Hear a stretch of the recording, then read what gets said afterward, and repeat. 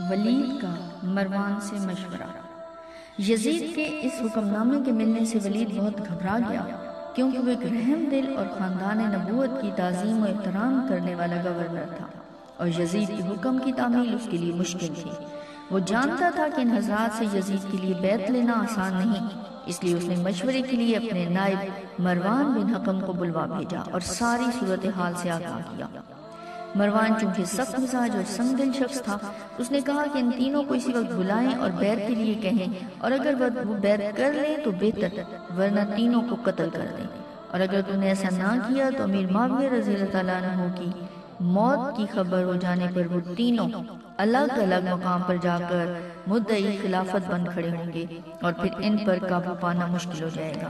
لہٰذا ابن عمر رضی اللہ تعالیٰ عنہ جدال و قتال کو پسند نہیں کرتے، وہ خلافت کے طلبگار بھی نہیں ہیں، سوائے اس کے کہ خلافت خود بخود ان کو دے دی جائے۔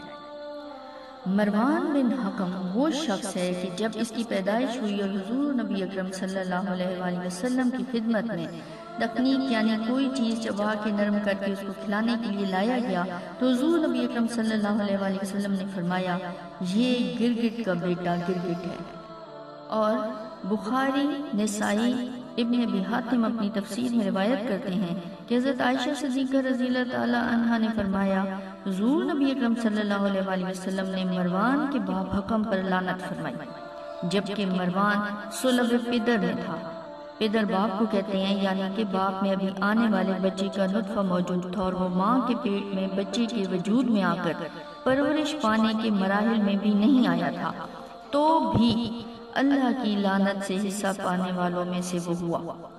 وہ مروان کی اس کو اور اس کے باپ کو حضور نبی اکرم صلی اللہ علیہ وآلہ وسلم نے گرگٹ فرمایا، اور جس کے باپ پر حضور صلی اللہ علیہ وآلہ وسلم نے نہ صرف لعنت فرمائی بلکہ اس کے باپ کو شہر بدر فرما کر طائف میں رہنے کا حکم فرمایا۔ ایسے مروان سے بھلا خیر کی کیا امید ہو سکتی تھی؟ ولید نے حضرت امام حسین رضی اللہ تعالیٰ عنہ اور حضرت عبداللہ بن زبیر رضی اللہ تعالیٰ عنہ کو بلانے کے لیے قاصد بھیجا۔ قاصد نے ان دونوں حضرات کو مسجد نبوی میں بیٹھا پایا۔ قاصد ایسے وقت میں آپ حضرات کے پاس بلانے آیا جس وقت کے ولید کسی کو نہیں ملتا تھا۔ قاصد نے کہا، آپ دونوں حضرات کو امیر نے بلایا ہے۔ انہوں نے کہا کہ تم چلو، ہم ابھی آتے ہیں۔ پھر حضرت ابن زبیر رضی اللہ تعالیٰ عنہ نے حضرت امام حسین رضی اللہ تعالیٰ عنہ سے کہا کہ آپ کا کیا خیال ہے کہ امیر نے ہمیں ایسے وقت میں کیوں طلب کیا ہے جس وقت وہ کسی سے ملتا بھی نہیں؟ حضرت امام حسین رضی اللہ تعالیٰ عنہ نے فرمایا کہ میرا خیال ہے کہ حضرت امیر معاویہ رضی اللہ تعالیٰ عنہ وفات پا گئے ہیں، اور ہمیں اس لیے بلایا گیا ہے کہ ان کی وفات کی خبر پھیلنے سے پہلے ہم سے یزید کے حق میں بیعت لے لی جائے۔ اس پر حضرت ابن زبیر رضی اللہ تعالیٰ عنہ نے کہا کہ میرا بھی یہی گمان ہے۔ پھر انہوں نے حضرت امام حسین رضی اللہ تعالیٰ عنہ سے پوچھا کہ آپ کا کیا ارادہ ہے؟ حضرت امام حسین رضی اللہ تعالیٰ عنہ نے فرمایا کہ میں اس وقت اپنے جوانوں کو لے کر چلتا ہوں، کیونکہ انکار کی صورت میں ہو سکتا ہے کہ معاملہ نازک صورت اختیار کر جائے۔ حضرت امام حسین رضی اللہ تعالیٰ عنہ اپنی حفاظت کا سامان لے کر ولید کے پاس پہنچے۔ آپ نے اپنے ساتھیوں سے فرمایا کہ میں اندر جاتا ہوں، اگر میں تمہیں بلاؤں یا تم سمجھو کہ میری آواز بلند ہو رہی ہے تو فوراً اندر آ جانا، اور جب تک میں باہر نہ آ جاؤں تم یہاں سے مت ہٹنا۔ آپ اندر گئے اور سلام کر کے بیٹھ گئے۔ اس وقت ولید کے پاس مروان بھی موجود تھا۔ ولید نے آپ کو حضرت امیر معاویہ کے وفات پا جانے کی خبر سنائی اور یزید کی بیعت کے لیے کہا۔ آپ نے تعزیت کے بعد فرمایا کہ میرے جیسا آدمی اس طرح چھپ کے بیعت نہیں کر سکتا، اور نہ ہی میرے لیے اس طرح چھپ کے بیعت کرنا مناسب ہے۔ اگر آپ باہر نکل کر سب لوگوں سے بیعت طلب کریں تو ان کے ساتھ مجھے بھی بیعت کے لیے کہنا۔ ولید کیونکہ امن پسند آدمی تھا، اسے حضرت امام حسین کی یہ بات پسند آئی اور اس نے کہا کہ اچھا، آپ تشریف لے جائیں۔ اس پر مروان نے ولید سے کہا کہ اگر اس وقت تم نے ان کو جانے دیا اور بیعت نہ لی تو تم کبھی بھی ان پر قابو نہ پا سکو گے، ان کو قید کر لو۔ اگر یہ بیعت کر لیں تو ٹھیک ہے، ورنہ ان کا سر قلم کر دو۔ حضرت امام حسین رضی اللہ تعالیٰ عنہ یہ سن کر اٹھ کھڑے ہوئے اور فرمایا کہ ابن زرقہ، تو مجھے قتل کرے گا یا یہ کریں گے؟ خدا کی قسم تو جھوٹا اور کمینہ ہے۔ یہ کہہ کے آپ گھر تشریف لے گئے۔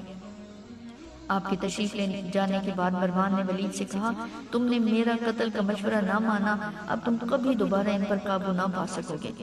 ولید نے کہا، تم پر افسوس ہے کہ تم مجھے ایسے مشورے دے رہے ہو جس میں میرے دین کی تباہی ہے۔ کیا میں نواز رسول صلی اللہ علیہ وآلہ وسلم کو صرف اس وجہ سے قتل کر دیتا کہ انہوں نے یزید کی بیعت نہیں کی؟ خدائے ذوالجلال کی قسم، مجھے ساری دنیا کا مال و متاع مل جائے تو بھی میں ان کے خون سے اپنے ہاتھوں کو آلودہ ہرگز نہیں کر سکتا۔ یہ سن کر مروان نے کہا تم ٹھیک کہتے ہو۔ یہ بات مروان نے صرف ظاہراً کہی، ورنہ دل میں ولید کی بات کو ناپسند کر رہا تھا۔ حضرت امام حسین رضی اللہ تعالیٰ عنہ خوب جانتے تھے کہ آپ کے انکار سے یزید بدبخت جان کر دشمن اور خون کا پیاسا ہو جائے گا، لیکن آپ کی غیرت، تقوی اور پرہیزگاری نے اجازت نہ دی کہ اپنی جان بچانے کی خاطر اس نااہل کے ہاتھ بیعت کر لیں اور نواز رسول صلی اللہ علیہ وآلہ وسلم ہونے یا مسلمانوں کی تباہی کی پرواہ نہ کریں۔